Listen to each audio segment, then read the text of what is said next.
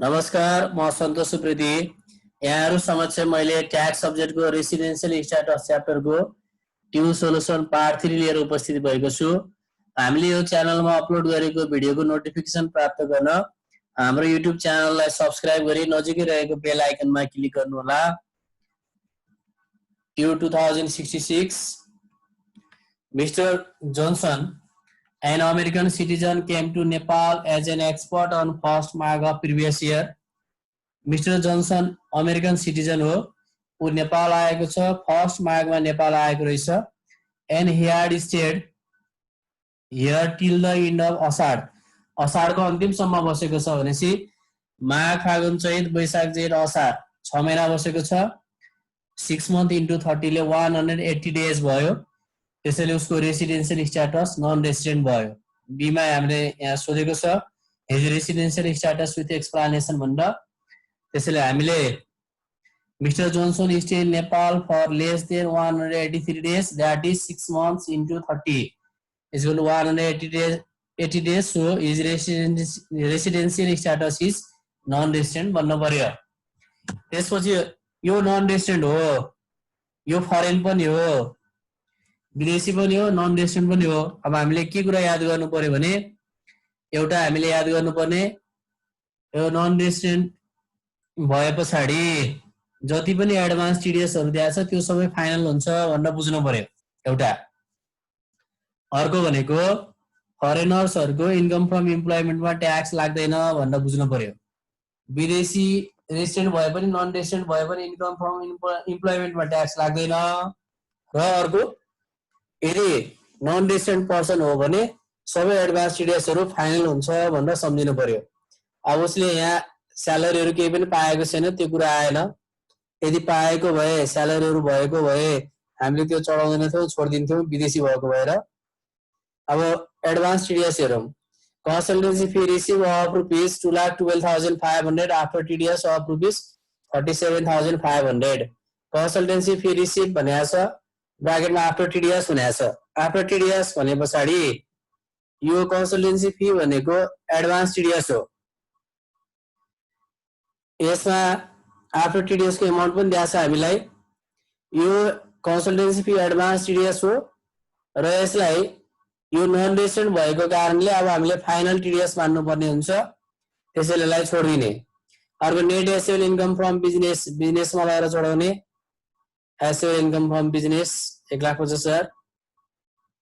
त्यसै गरेर gain on sales of securities भनेको इन्भेस्टमेन्टको बुदा हो, यसलाई इन्भेस्टमेन्टमा चढाउने gain on sales of security 45,000। त्यसपछि लोटरी रिसिभ भनेको छ, लोटरी रिसिभ फाइनल हुन्छ यो जहिले पनि, यो क्याजुअल गेन हो, यो फाइनल हुन्छ, यो छोड्दिने। त्यसपछि he had claim the following action for deduction भनेको छ action related to consultancy fee. यो कंसल्टेन्सी फी इन्कममा चढाउन पाएको भए यसबाट यो खर्च घट्थ्यो, तर यो इन्कममा चढाउन नपाएपछि यसको खर्च पनि घटाउन पाइएन। इन्भेस्टमेन्ट प्रोफेसन र बिजनेसमा रिलेटेड आम्दानीको रिलेटेड एक्सपेन्सेसहरु घटाउन पाइन्छ।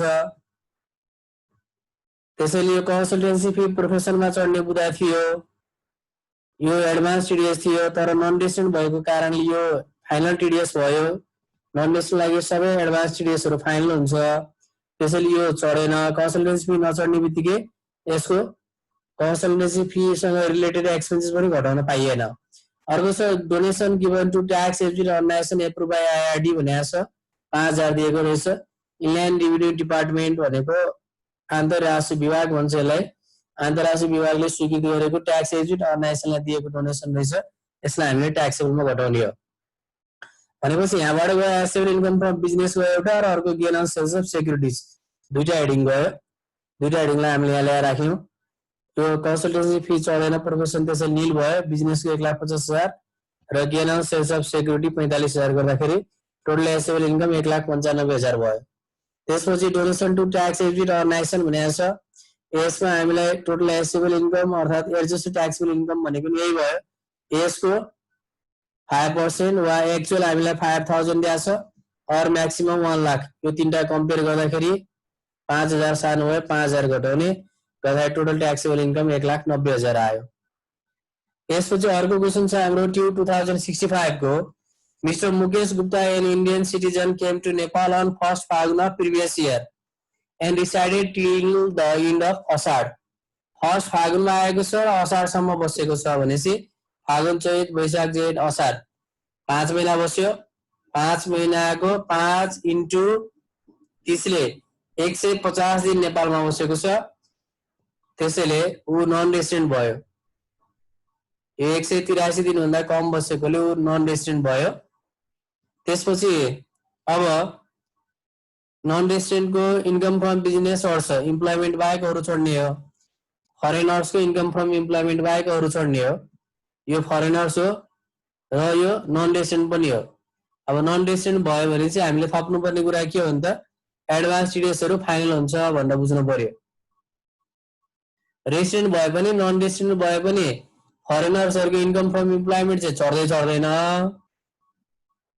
अनि हामीले अर्को बुझ्नु पर्ने कुरा चाहिँ यदि नन रेसिडेन्ट हो भने चाहिँ एडभान्स टिडिएसहरु फाइनल हुन्छ भनेर बुझ्नु पर्यो अब इन्कम फ्रम बिजनेसमा लगेर चढाउने income from investment 1,27,500 after TDS भनेको छ यसरी आफ्टर टिडिएस वा नेट भनेको अमाउन्टलाई हामीले यदि रेसिडेन्ट भएको भए ग्रस बनाएर चढाउँथे यो नन रेसिडेन्ट भएको कारणले यो फाइनल हुन्छ यसलाई छोड्दिने यो एडभान्स टिडिएस हो तर नन रेसिडेन्ट लागि एडभान्स टिडिएस फाइनल हुन्छ त्यसैले यसलाई छोड्ने अर्को he claim the following action for deduction भनेको छ depreciation on assets use for a business of ₹5,000 यो जुन बिजनेसमा इन्कम भएको छ 3,50,000 यो सँग रिलेटेड यहाँ डिप्रिसिएसन दिएको रहेछ यो बिजनेससँग रिलेटेड एक्सपेन्सलाई बिजनेसबाट घटाउन पाइन्छ त्यसैले बिजनेसको इन्कम 3,50,000 छ यसबाट यो डिप्रिसिएसन 5,000 घटाएर 3,45,000 बिजनेसमा राख्ने हो अर्को इन्भेस्टमेन्ट इन्कम कलेक्सन चार्ज भनेको छ इन्भेस्टमेन्ट इन्कम चढ्दैन यो नन रेसिडेन्ट हो यो एडभान्स टिडिएस नन रेसिडेन्टलाई फाइनल हुन्छ त्यसैले इन्भेस्टमेन्टको इन्कम चढेन भने इन्भेस्टमेन्ट कलेक्सन चार्ज पनि त्यसकै खर्च हो इन्कम चढेन भने त्यसको खर्च घटाउन पाइदैन त्यसैले 2,000 छोड्दिने अब यहाँनिर इन्कम फ्रम बिजनेसबाट डिप्रिसिएसन घटाउने यही मात्र इन्कमको हेडिङहरु देखियो एसो इन्कम फ्रम बिजनेस 3,50,000 थियो यसमा डिप्रिसिएसन 5,000 छ भने 3,45,000 भयो इन्भेस्टमेन्ट नील भयो टोटल एसेसेबल वा ट्याक्सेबल इन्कम 3,45,000 आयो यसपछि अर्को हाम्रो क्वेशन छ doctor Advani a citizen of India ल इन्डियाको सिटिजन रहेछ इन्डियन सिटिजन रहेछ on the following income during his stay in Nepal from 15th Sawan to 30th March of previous year 15 साउनबाट 30 मार्गसम्म बसेको रहेछ नेपालमा भनेपछि 15 साउनमा आयो भने 15 पनि गर्न पर्यो 15 16 17 18 हुँदै 30 सम्म जाँदाखेरि 16 दिन हुन्छ साउनको त्यसपछि भदौ असोज कार्तिक मङ्सिर 4 महिना 16 दिन भयो अब 4 महिना यसको एमा रेसिडेन्शियल स्ट्याटस सोधेको छ 4 महिना इन्टु 30 ले 120 दिन भयो र साउनको 16 दिन गरेर 136 डेज भयो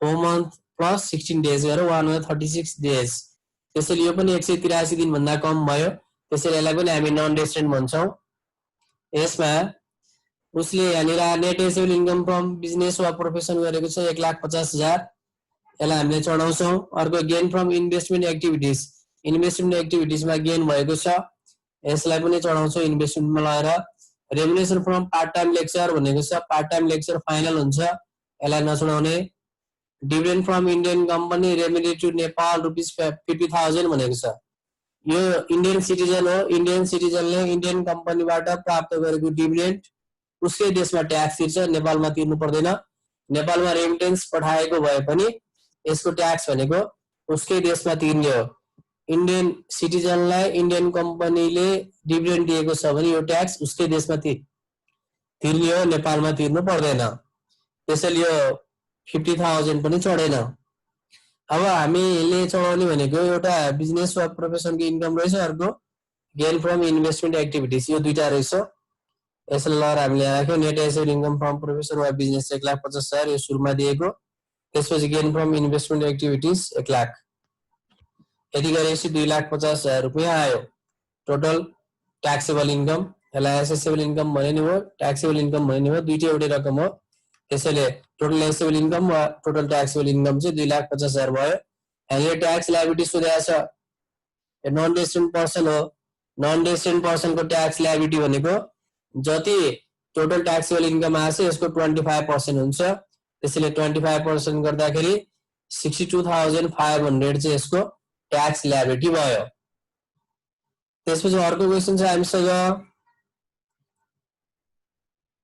Mr. Shukla, an Indian citizen, came to Nepal on 1st March and stayed in Nepal till the end of previous year. माघमा आएको रहेछ, माघ, फागुन, चैत, वैशाख, जेठ, असार 6 महिना बसेको रहेछ। 6 × 30 ले 180 दिन भयो। यहाँ पनि उसको रेसिडेन्शियल स्ट्याटस चाहिँ नन रेसिडेन्ट भयो। यसै लेख्नु पर्यो, mister Shukla stayed in Nepal for less than 183 days, that is 6 months into 30 to 180 days, so his residential status is non resident. अब त्यसपछि अरु हेरौं, income from business of rupees 3,37,000, income from business 3,37,000 रहेछ। Before deducting electricity charge of rupees 3,000 of his residential house, before भनेको घटाएको छैन भनेको है, बिफोर डिडक्टिङ भनेको घटाएको छैन। Electricity charge of rupees 30,000, 30,000 electricity charge of his residential house, उसको रेसिडेन्शियल हाउसको इलेक्ट्रिसिटी चार्ज 30,000 रुपैयाँ घटाएको छैन रे। यो 3,37,000 मा उसको घरको बत्तीको पैसा घटाएको रहन्छ। अब एउटा कुरा के विचार गर्नु पर्यो भने हामीले यो इन्कम फ्रम बिजनेसमा घराएपछि खर्च घटाउन पाइदैन।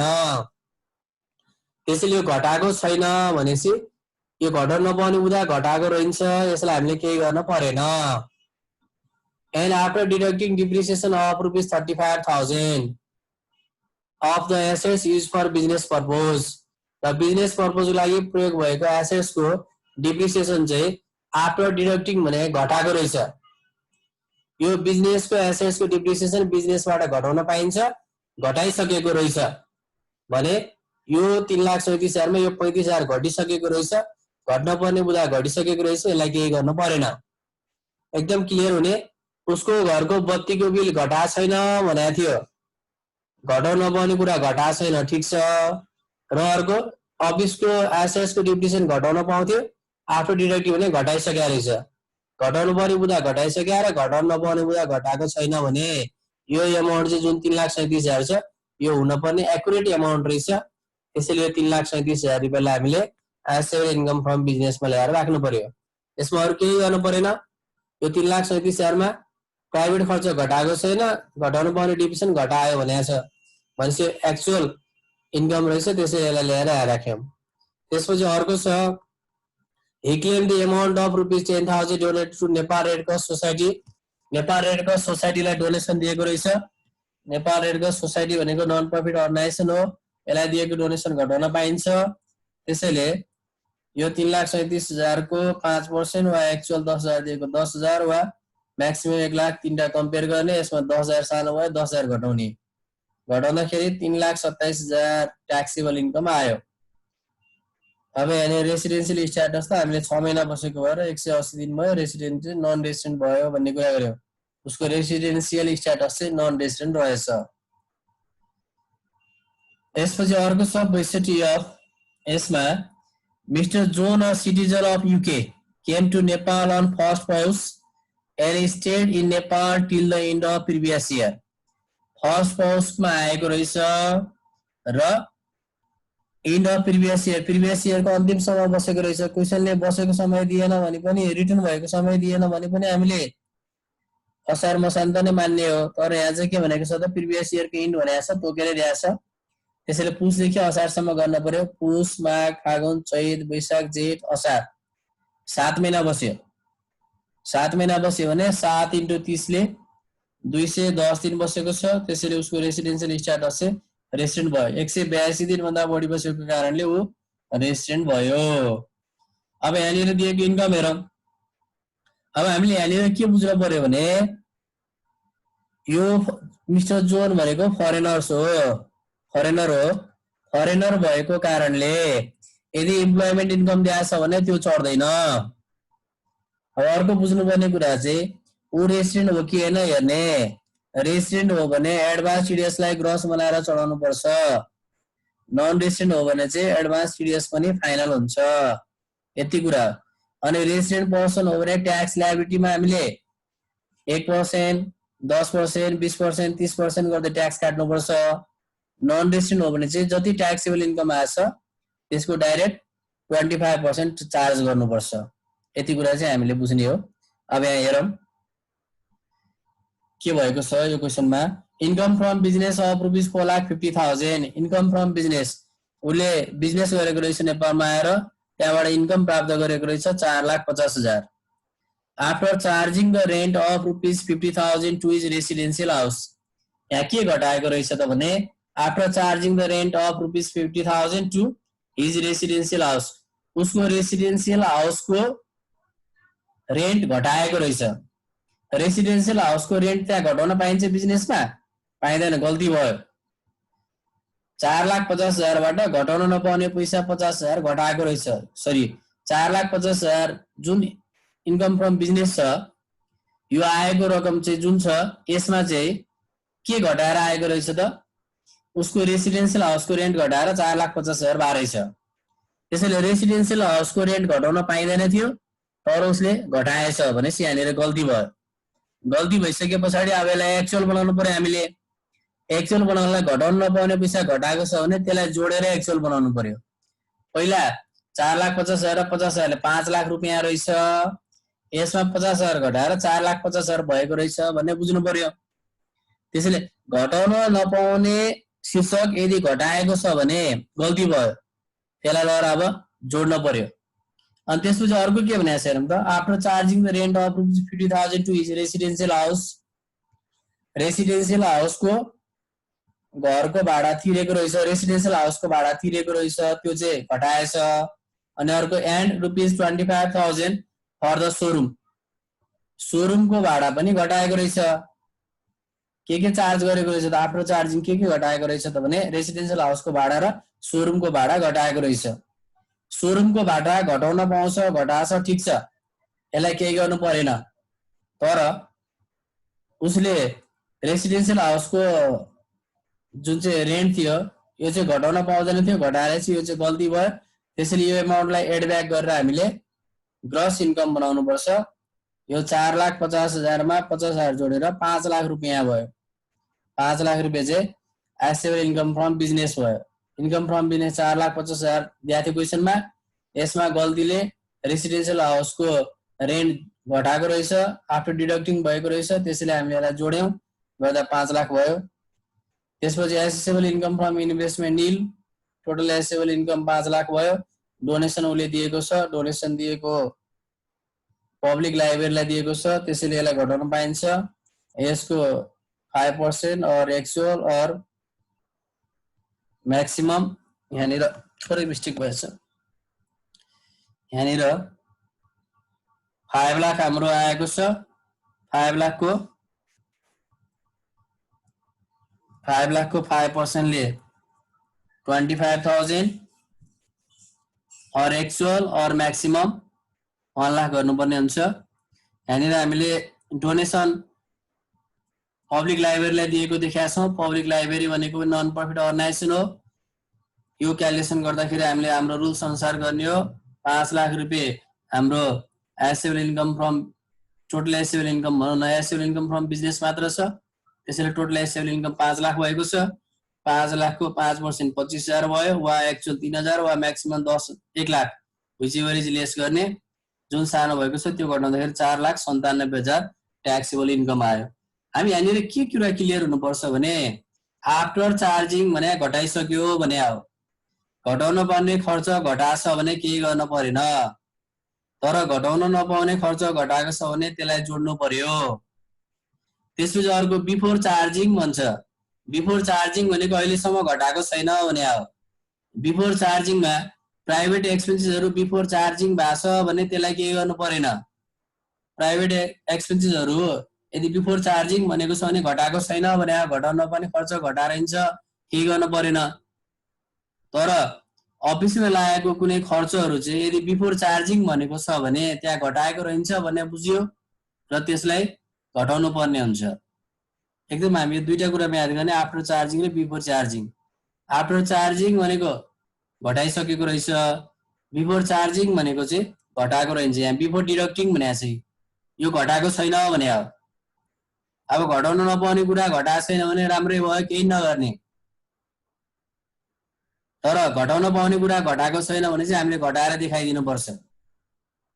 अनि आफ्टर डिडक्टिङ भने घटाइसक्यो भने, घटाउन नपाउने कुरा घटाएको छ भने त्यसलाई जोड्नु पर्यो, तर घटाउन पाउने कुरा घटाएको छ भने त्यसलाई केही पनि गर्नु परेन। यसरी हामीले सल्भ गर्नुपर्ने हुन्छ। अब आजको क्लासलाई हामी यही अन्त्य गर्छौँ। योभन्दा पछाडिको दिनहरूमा अझ शिक्षासँग सम्बन्धित राम्रो राम्रो भिडियोहरू लिएर उपस्थित हुनेछु। हस्त, धन्यवाद।